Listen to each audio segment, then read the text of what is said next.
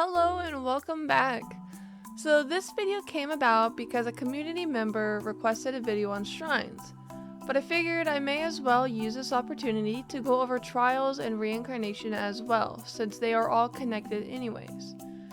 So first, I'm going to go ahead and start with why we need to worry about this all in the first place. But if you are just here for the shrine locations on Isla Titania, there will be a timestamp in the description below along with timestamps for any other topic you might be interested in. Before we learn about shrines, trials, and resurrections, we need to talk about what we hope to gain from them. And the word of the day here is inherits. For the uninitiated, inherits are a way to get extra points in the talent tree. From some testing we did, it seems like a fresh spawn is guaranteed at least 5 inherits. As far as we know, it is impossible to get any negative inherits on a fresh spawn. You will know if you have an inherit if you hover over it and there is a number next to the talent. You will get your first inherits at 0.45 growth and the last at 1.2. This image shows you at what growth you need to be to get an inherit in that specific talent. If you want specific inherits, you will have to do one of two things. You either have to be nested in or reincarnate. The chances for inherits when hatching from an egg created by 2 players is based on the size of the parents, how many points they have invested into the talent, whether or not both parents have points in that talent, and the amount of points the parents have invested in the talent good parent. +2s occur when you get a +1 from both parents. So you cannot receive a +2 in a talent if one parent doesn't have any points in that given talent. The exception to this is that there is randomly spawned AI eggs that people can also use to nest in. However, these eggs are randomly generated from players within the server that you are playing on, so the inherits can really be anywhere from really good to pretty bad. While getting nested in does give you the opportunity to get many more inherits than spawning on a fresh dino, the downside is that it introduces the possibility of getting negative inherits. There is always the chance of getting negative inherits from an egg, but this chance for negatives is increased if the mother is damaged while carrying the eggs, or if the parents are siblings, half-siblings, or a parent/child pair. The other way to gain more inherits is through reincarnation. You can reincarnate any dead creature larger than 0.8. It will start from 0.4 again, but it will get inherits as though you were both parents, without incest of course, and will get increased chances for good inherits based on how good your trial scores were. And these are trials. Trials are like mini goals, or progress trackers. These will accumulate points as you grow. Dinos will have some different goals depending on whether they are terrestrial, aquatic, semi-aquatic, or a flyer. These trials will show furious, displeased, content, appeased, and champion based on how satisfied your dino is. The requirements being different for each dino. For example, one type of dinosaur may not need to walk as far as another type may need to walk in order to get champion, or one may not need to drink as much as another. This all varies from dinosaur to dinosaur. Also, it is important to note that many of the goals increase based on the age of the dino, not necessarily on how big you've grown.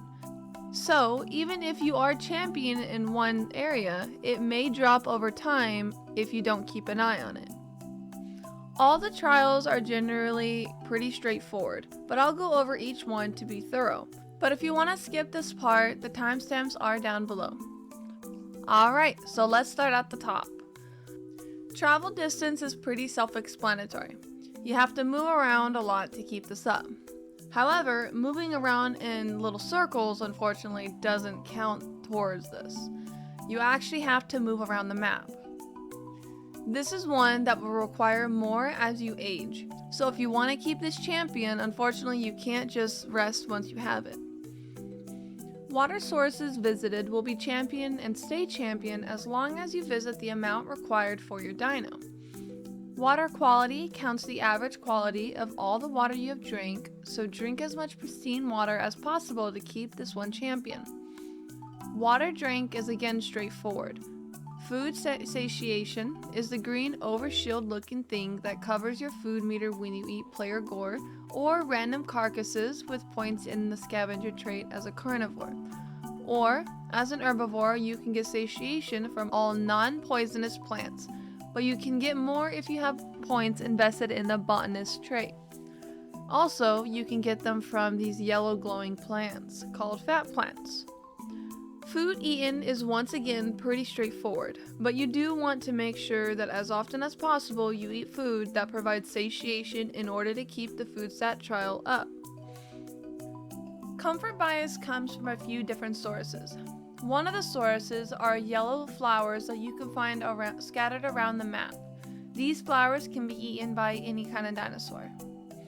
Another source are the yellow fat plants that we had talked about before. However, only herbivores are able to eat these plants. But the most effective way that everybody likes to attain their bias as a dinosaur are actually from these blue crystals. These crystals can be found usually in caves. The locations and places that you usually can find these, however, vary from map to map. On Isla Titania, there is about 3 different spots that have a decent amount of crystals. Comfort bias can also affect the player's growth. However, we're going to go more into detail with that on a later video. For now though, this is all you really need to know for this video. The total offspring trial tracks the number of offspring you've had that have grown to at least 0.7. For this one, you will need another player of the same species but of the opposite sex in order to mate with, so that either you guys can take the eggs and grow them to the 0.7, or for other players to take and grow. Storm time, weathered, and age are again pretty straightforward. Friendship is championed when you get an S-grade friendship with any pack member of the same species. Friendship is gained as long as you are within a certain range of pack members. E grade takes 10 minutes, D grade is an additional 20, C grade is 45 minutes, B grade is 2.5 hours, A grade is an additional 5 hours, and S grade is a whopping 18 additional hours. This means you need roughly about 26 hours with that player in order to reach S grade. Quite a lot, I know. The Hunt's trial is based on the kills your pack has gotten. The amount of hunt points you get for killing a player depends on their size and the type of dino as well as their trials.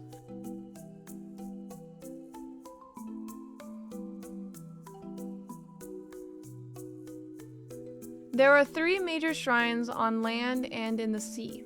Terrestrial, aquatics, and flyers need only 3 shrines visited to get champion, while semi-aquatic dinos need to visit all 6. Later in this video, I will be showing the location of these shrines. Water satiation is another simple one. Just make sure to try and keep your water satiation up even before your regular water gets low in order to keep this one champion, because this trial keeps track of the ratio of water sat to the regular water you've drank. Keeping this and the water quality champion can definitely prove to be challenging. Since identified, keep track of each species of dino you have smelled. And lastly, each map has a different number of biomes that you need to visit in order to get champion. Some additional ones that you may notice if you ever play a semi-aquatic is that they have an additional trial called Distance Swam in addition to the Distance Travel trial. Flyers, on the other hand, won't have either distance trial. And lastly, aquatic creatures, they don't have any of the water source trials. So no water sources, no water sat, no water drank, and no water quality, making aquatics somewhat easier to have good trials on compared to the other species. Now that we've covered all that, we can finally talk about shrines. Every map has a power, survival, and speed deity for both land and sea, for a total of 6 big shrines. All you need for the trial to count as visiting a shrine is for the shrine's corresponding symbol to pop up. There are also many shrines that correspond to these categories, but vary in number from map to map. However, visiting these mini shrines do not count toward the shrine trial I've talked about earlier. If you interact with any shrine, you will see this screen that shows your current trial scores as well as a few options. Except many shrines won't give you this sacrifice option. Only the big ones do. Pledging to a shrine will match your score in the shrine's category to your second highest score. So you will want to pledge to a shrine that corresponds with the category you have the lowest score in if you are wanting to get good trial scores. Sacrificing at a shrine will kill your dino and bring the corresponding score in line with your highest score. As we've talked about before, high trial scores are useful for reincarnating your dino to get better inherits, but they are also useful for resurrecting dinos. This option does not change your inherits, which can be very useful if you liked what you had before. When you resurrect, you will always be smaller than when you died, but you can mitigate some of the size loss by offering some of your other dinos. Their worth is determined by their trial scores. Currently, it is possible to resurrect without offering any of your dinos, but you will have to start quite small again. Something else to keep in mind is that when you resurrect a dino, your trials will continue where you left off. As you can see, when you resurrect and are smaller than you were before, you end up having negative talents. Having these negative talents will make it where none of your talents take effect until they are all gone. Alright, something I wanted to mention beforehand with reincarnation is some people have some special skins, such as, let's say if they had bio, or let's say they have a glimmer or shimmer skin. If you reincarnate and you want to keep those skins, you have to make sure that you click also keep skin right here. If you don't do that, you will lose your skin.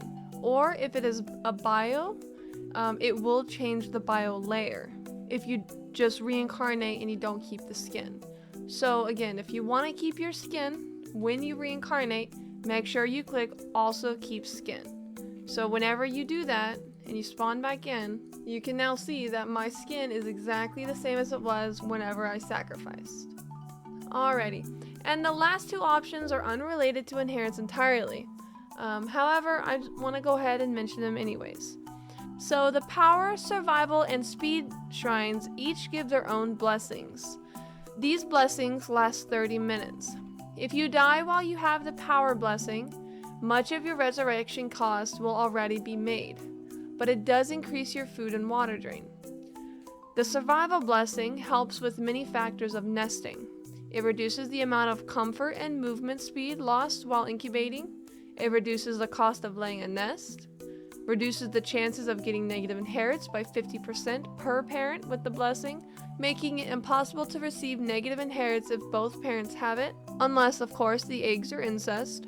Also, the blessing increases the gestation speed as well as the chances of passing on exclusive skins, or granting biolayers. Your eggs cannot be damaged by combat damage you take, and once again, your food and water drain are increased.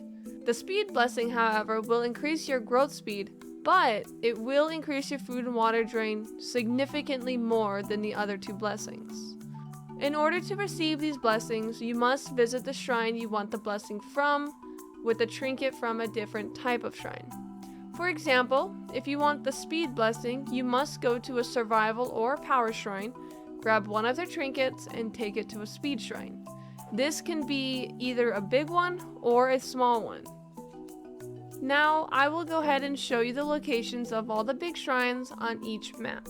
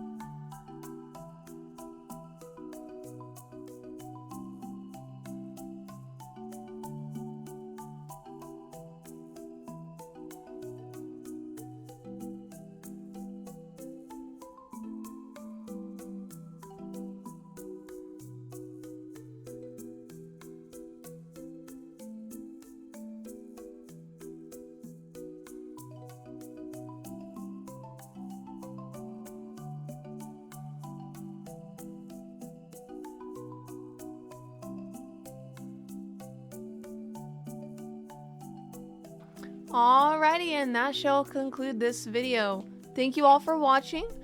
If you have any questions, feel free to comment down below. My server's Discord will also be linked down below if you want to join there and ask questions in there as well. I don't know what to say at the end. Jarvis, initiate. No! No! Alrighty, and that shall be all. Talk to you all later. Jarvis! No! Alright, where the fuck is the end record button? Excuse me. Oh god, that's gonna be the recording. You will not keep that. I'm gonna beat you to a living pulp. Oh god! I got it. I did it.